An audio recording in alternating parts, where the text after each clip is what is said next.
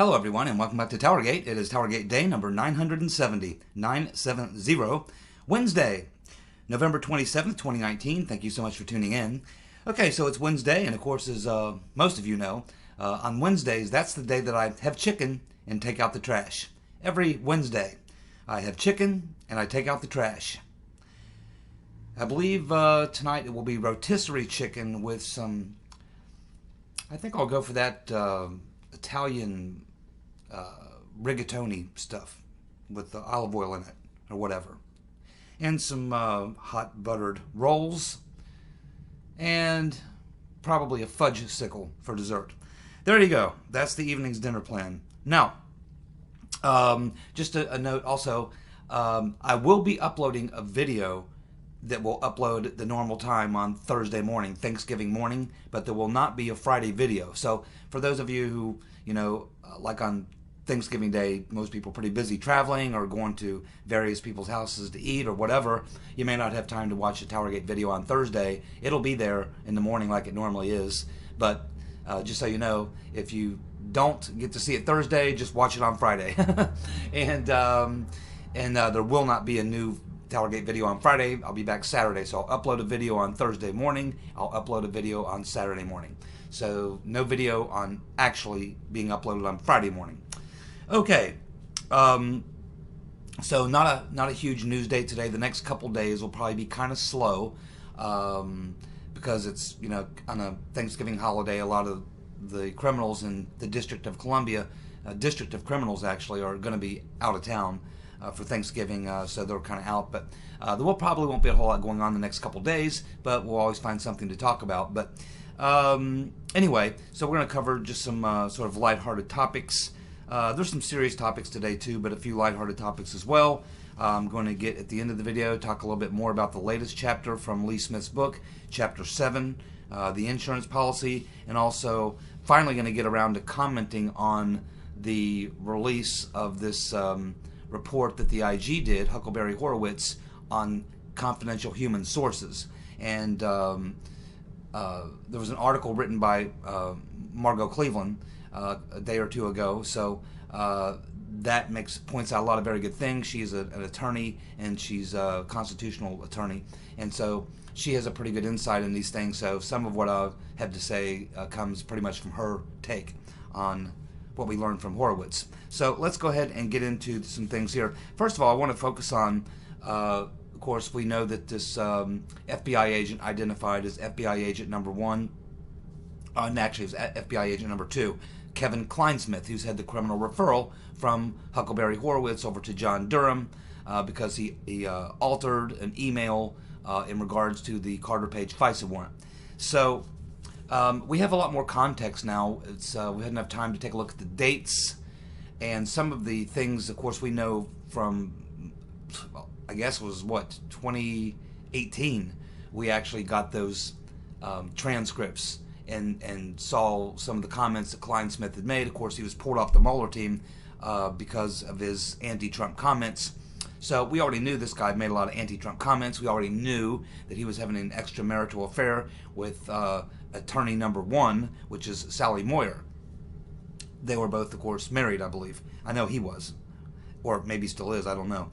But anyway, so the important thing is we now have some context as to what events were happening as these comments were being made, and the dates and all that sort of thing. So when you plug the dates in and the context into the comments that Kleinsmith was making, it shines a little different light on the whole thing. So we had this comment that Kleinsmith made where he says, quote, I mean, I never liked the Republic anyway. Now that comment was made on October 28th of 2016.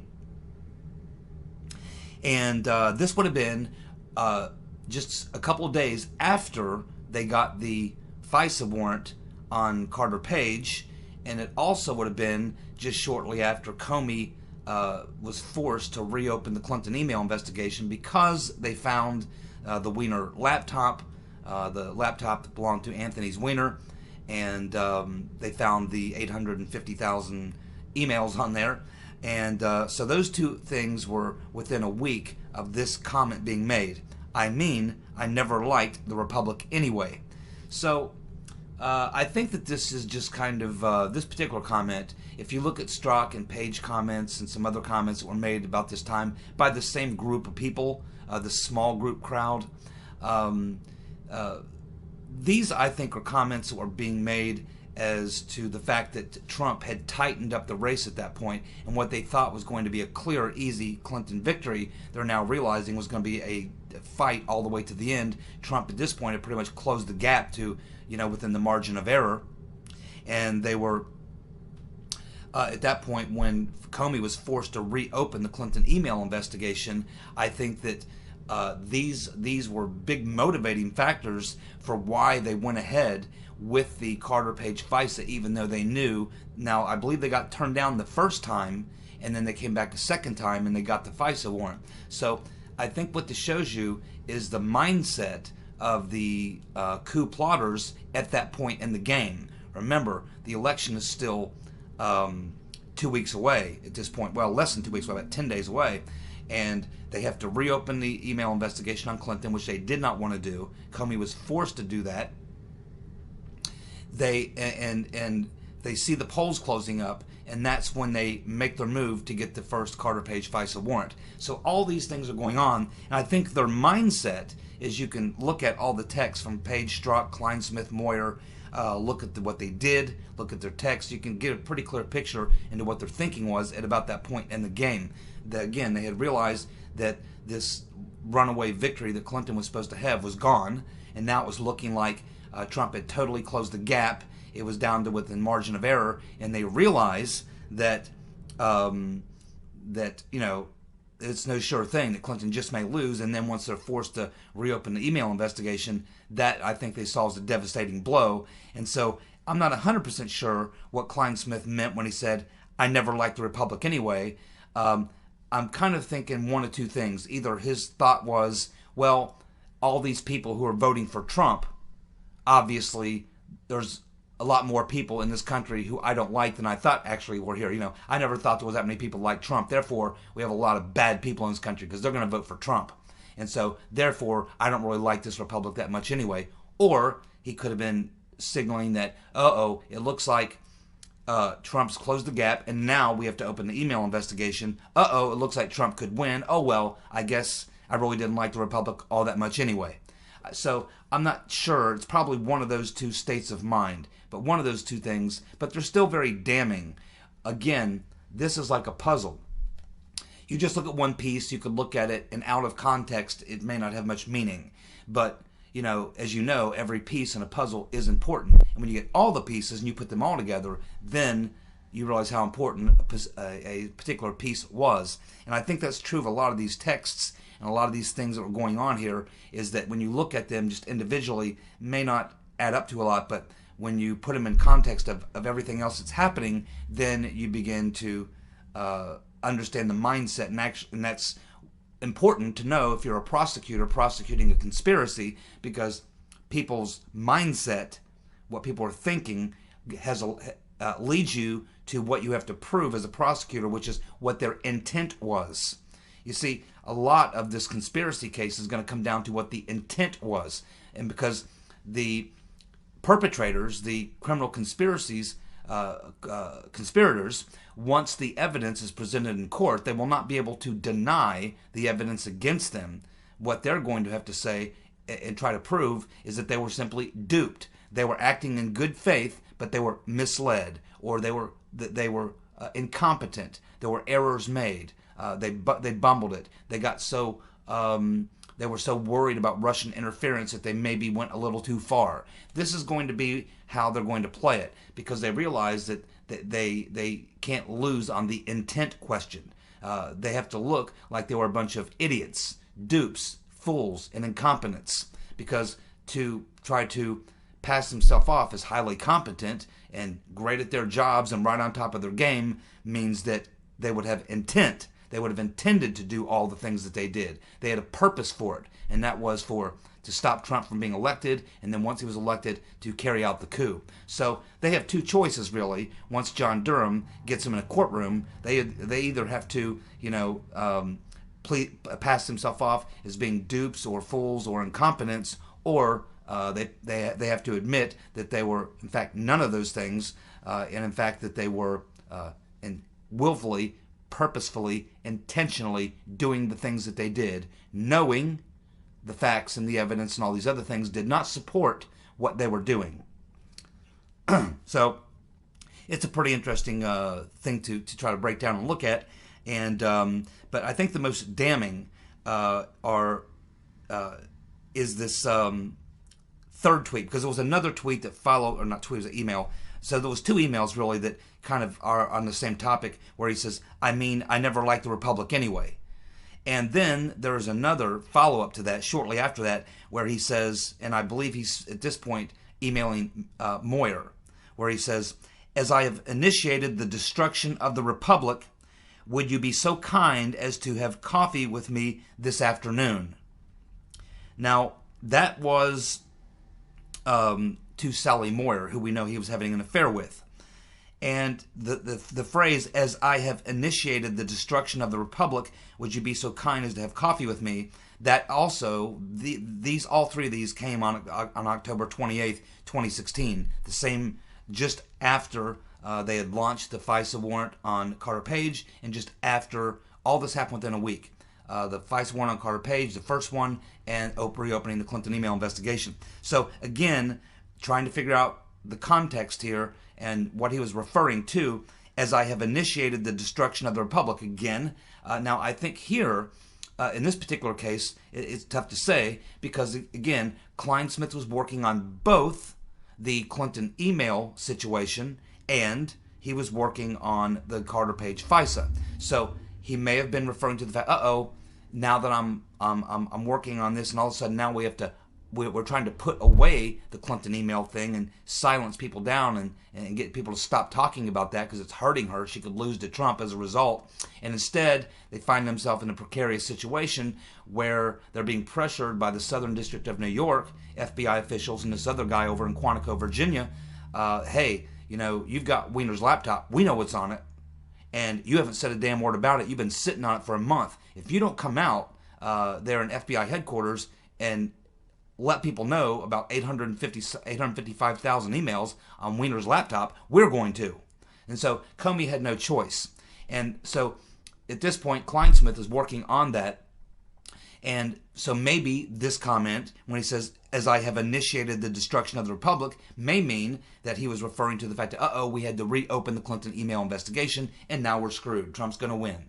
Or it could have meant that now that I have launched this Carter Page, I have signed off on what we need to pass this up the chain to get the Carter Page FISA warrant, essentially bypassing the rule of law, breaking all the rules, violating everything that you're supposed to be doing as a lawyer, signing off and approving of FISA applications, and that type of thing. He may have been saying, hey, this is the end of the Republic, but hey, we have to take down the Republic to save the Republic because otherwise we'll get Trump.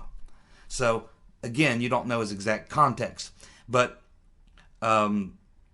there is another email which comes after Trump wins the election by Kleinsmith. And there's no doubt about what he's talking about here. The other two, it's hard to say. You would have to actually question him and find out because you don't know what his mindset was that he was talking about exactly. It's one of the two things that I mentioned, I'm sure, but you're not sure which, and they're really different things. But this one that he says on November the 9th, the day after the election, where Kleinsmith says that, and this was a text, where he texts to another FBI agent, and he says, quote, my goddamn name is all over the legal documents investigating his staff, talking about Trump. So there he is, my goddamn name is all over the legal documents investigating Trump's staff. So he's panicking. And we've seen the Page Strzok text. We've seen other texts from other people over the past 2.5 years or so that have been released. And we know that this is consistent with everyone else in the small group who had been participating in getting the illegal FISAs, rigging the Clinton email investigation, and all the other things that they were doing. This one is very damning, and there's no doubt what he's talking about or referring to here or anything like that. There's no issue of intent or anything like that. This is extremely clear. It's the day after the election. He's telling another FBI agent that his name is all over the legal documents that were used to investigate Trump. What that's saying, essentially, I think is pretty easy to figure out, is he's very, very concerned that, now Trump has just won the election. And once he gets his people in place, it's not going to take them long before they figure out that we were investigating them, spying on them. And this is probably not going to be good, and I'm concerned. This is what he's basically saying here. And so this is something important to keep in mind for about 15 minutes from now when we get toward the end of the video, and I'm talking about the Lee Smith thing, because this is going to kind of come back into play here. So it also should be noted that Kevin Kleinsmith was also one of the FBI lawyers that interviewed Papadopoulos, and his primary focus in his interview with Papadopoulos was about the conversations that he had with Mifsud.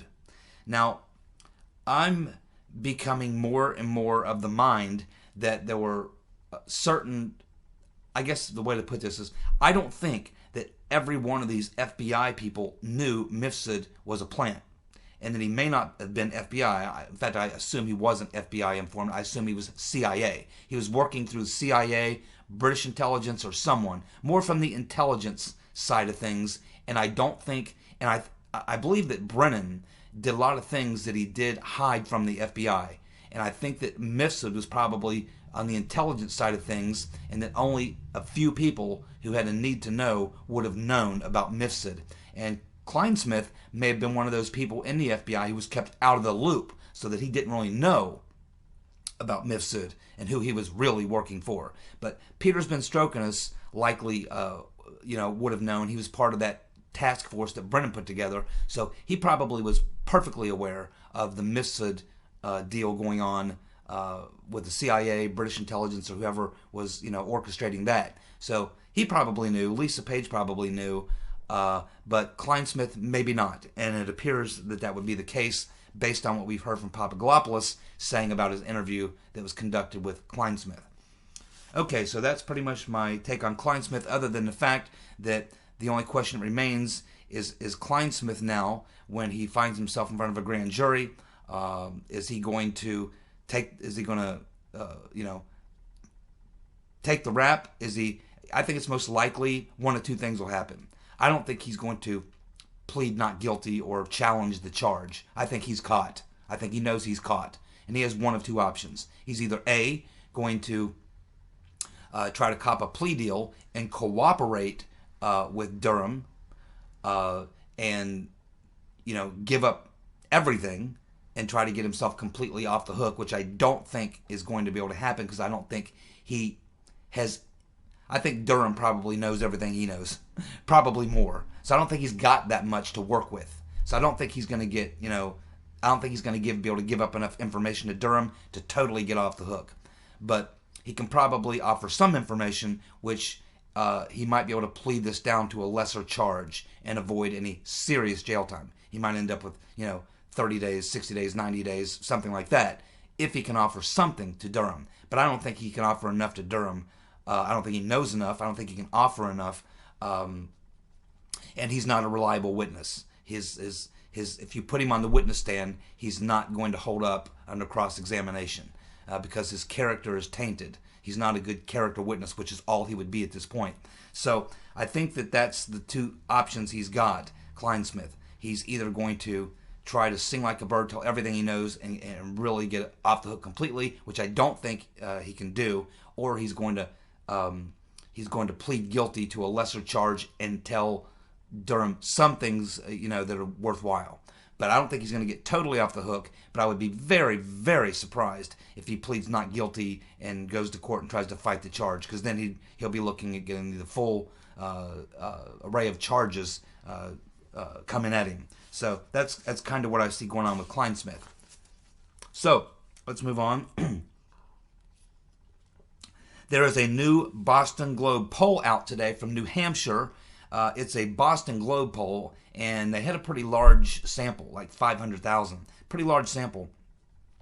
Shouldn't surprise anybody that Commie Bernie is leading. It's New Hampshire. It's his next door neighbor. He's popular there as well. So Commie Bernie is being shown in first place in New Hampshire, which is no surprise. He's showing at 16%. Then we have Warren at 14% at number 2. Then we have Buttigieg, Booty Boy. Looks like he's at 13%, just 1 point behind Warren. And then we have Biden at 12% in fourth place. And now we have Tulsi Gabbard creeping up there and actually getting into fifth place in that race. So there you have it. Bernie 16, Warren 14, Buttigieg 13, and Biden 12, with Tulsi bringing up the fifth position. So they're pretty close there, but I've been saying for a very long time, I think Bernie will be tough to beat in New Hampshire. I think he's counting on going to New Hampshire and doing well. He knows he's probably not going to do great in Iowa, but I think he's counting on New Hampshire. I think Warren is the one who most importantly wants to win in Iowa. So we will see. But either way, when you look at New Hampshire and Iowa, you do not see Biden in the top 3 in any of the recent polls. And I think that's, we all know how polls are. Sometimes you trust them, sometimes you don't. But that's a pretty, there's been enough polls showing similar things that if you're in the Biden camp, you have to be damn concerned about what you're seeing in Iowa and New Hampshire. If Biden finishes worse than third or worse in either Iowa or New Hampshire, and it's looking like that's what's going to happen, I don't know what happens at that point. He could tank right after those two and never be able to regain his footing. And I think that's, I'd say that's at least 50-50 what we're looking at here, maybe better. Of course, Trump is doing a rally down in Florida this evening, Tuesday evening rather, and he says he gets a lot of applause when he says the Democrats' impeachment push is bullshit. Yeah, that's why you love Trump. Let's see. Running out of time here. Yes, let's go ahead and get right into the IG report that came out like about a week and a half ago, I guess. And it didn't get a lot of fanfare because no one was expecting it. It's not part of this 1,000-page IG report that's coming out on December 9th. It's about the FISA warrants and stuff like that. This had to do with the confidential informants and whether or not the FBI followed procedure on confidential informants. It was released separately because it was a separate investigation. But here are the takeaways, and it's very damning. It's not getting a lot of press, but there are things that are very damning. And while nothing seems to have come out specifically from this report on confidential informants from Huckleberry Horowitz, these are all things that are going to play very badly as they are plugged into the larger narrative and all the other things that happen. So let's just hit just a couple of the things that happen, and we're not just talking about policy, violating policies and procedures. We're talking about some crimes here, and it's fairly clear. So we learned that the FBI intentionally, this is very important, listen very closely to this. The FBI intentionally failed to, that's the key phrase here. This is what's in this report. And here's the key word, intentionally. The FBI intentionally failed to document confidential sources, credibility, and reliability so defense attorneys could not learn about them, about these informants or secondary informants. Now, this is a crime. If you knowingly fail to document these things, you purposely do not document this information on your confidential sources, which is supposed to be going to the FISA court judge. It should be in the FISA application. If you do that on purpose, that is called evidence tampering. Evidence tampering. It is a crime. It is a felony. So right off the bat, Horowitz is telling us that they intentionally failed to document confidential sources' credibility and reliability. They're talking about Christopher Steele. And that is a crime. It's not a policy violation. It is a crime. It's called evidence tampering. It wasn't an accident. It wasn't oversight. Horowitz says intentionally. You intentionally fooled or lied to or misled the FISA court. And what they did here would qualify as evidence tampering. It's a felony. They didn't tell the FISA court that they had fired Steele, who was their number one source. And in fact, they said that Steele was a reliable source. So, as you can see, to further enhance what we just talked about, not only did they not present the other side of the picture about the issues that they may have had with Steele as part of their procedure, they actually purposefully lied and told the FISA court, no, Steele's a great guy, very reliable guy. Well, they had just previously fired him for leaking to the media. They didn't say, he was a great guy when we were getting this information, but now we just had to fire him a couple weeks ago because he was leaking to the media.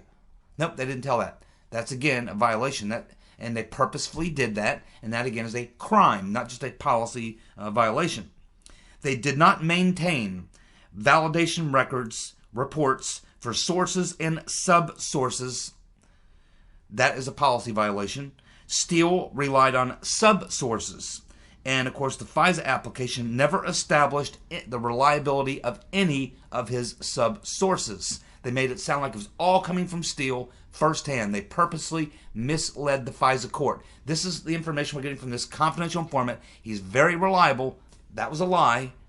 This is information coming from him. That's a lie. They knew it was a lie because it wasn't coming from him, and that is exactly what he's testified to and two different depositions, and I'm sure it's what he told Horowitz, and I'm sure it's what he told Durham. It's what he's always said. He's always said that he never personally got the information, went out and got it, that the information flowed to him through intermediaries and other types of middlemen. So that has always been what Steele said. He's never changed his position on that. The FBI was well aware of that, and they did not tell the FISA court. Also, human sources for the FBI must go through a 5-year review. In the case of Steele, that did not happen. They do not have the records to prove that they've done their 5-year report. They also were supposed to do an annual validation report. They also did not do that either on Steele. Policy violations. There may have been a quid pro quo. And this is also in that report where they're suggesting that there may have been some quid pro quo stuff going on with the FBI and the media, whereby there was an exchange with the media, intelligence in exchange for media leaks. People in the intelligence community saying, yeah, listen, we'll give you this intel if you'll run this story for us. Now, this has been going on forever. It's just that it's highlighted and it becomes more of an issue in this issue regarding Carter Page and the FISA warrant, because this is a lot of what was happening, and it was, of course, we know from the Strzok, Page, McCabe text that a lot of the coup effort was a media strategy, a big media strategy, and a lot of that was coordinating with the media and doing these types of things, and this is what Horowitz points out in the report. That is what he's talking about. Now, once Durham gets a hold of that, here, just on its face, out of context, it just goes, oh, so the FBI and intelligence, FBI counterintelligence was giving the media some stuff in exchange for getting story. Okay, well, they probably do that all the time. Yeah, we'll smack their hand. They shouldn't do that. But when you put it into another context, and a criminal conspiracy, as Durham is how he'll be looking at it, that is a huge part of the criminal conspiracy, a huge part of the plot that the conspirators were working.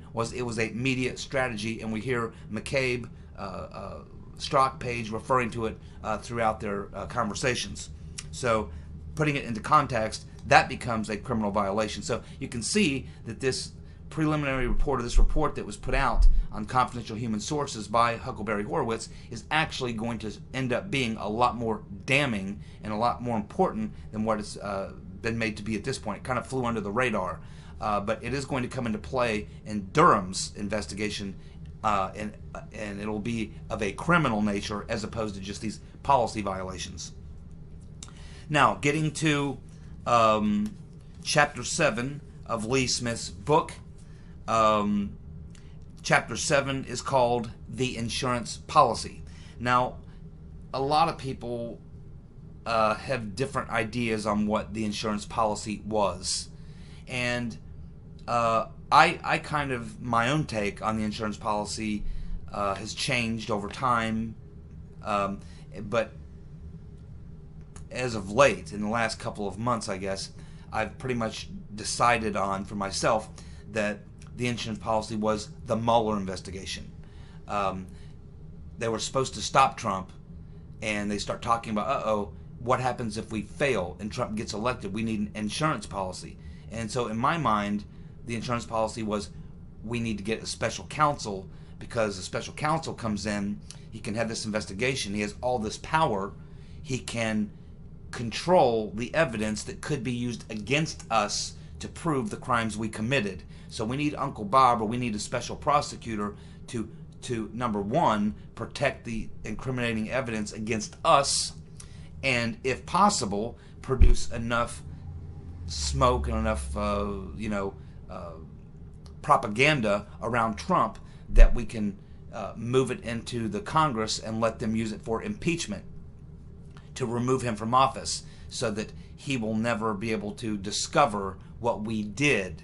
So this is an insurance policy to protect them from being outed or discovered the crimes that they committed in trying to stop Trump from being elected. And in doing so, they actually committed a much larger crime, which was a coup.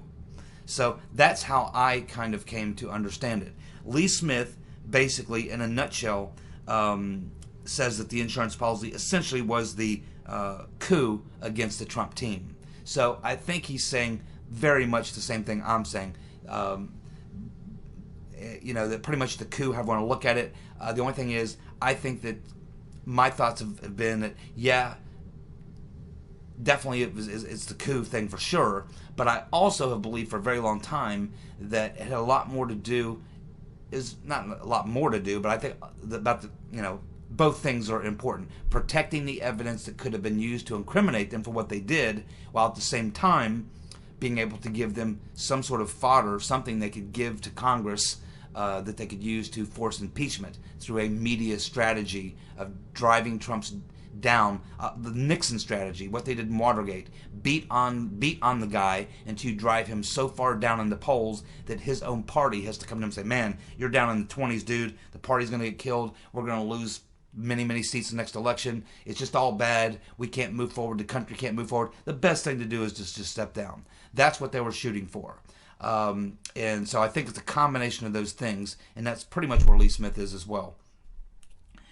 So some other things that we learned from Chapter 7 is that Peter's Been Stroking Us did in fact meet with Alexander Down the Hatch Downer for sure on August the 2nd, 2016, and that he may have met with Halper. Not 100% sure that he met with Halper, but 100% sure, Lee Smith is 100% sure that Peter's Been Stroking Us did meet with Alexander Downer. In fact, that's the reason he took the trip. So this was August 2nd. This would have been 2 days after they open up Operation Crossfire Hurricane. Peter's Been Stroking Us goes. Lisa Page is not with him. He goes over there and he meets with Downer. And that would have been in regards to the Papadopoulos setup. And possibly he met with Halper, but not sure. We also learn here that Peter's Been Stroking Us briefed Comey when he came back from London. Then Comey's chief of staff Comey's chief of staff briefed Obama's chief of staff, who is Dennis McDonough. And it's after that Peter's Been Stroking Us texts to Lisa Page, POTUS wants to know everything we're doing. So now we know what prompted him to make that text to Lisa Page. POTUS wants to know everything we're doing. It was because he had just come back from London, meeting with Down Hatch Downer. He briefs Comey's chief of staff, and Comey's chief of staff briefs Obama's chief of staff. Okay, we are just about out of time.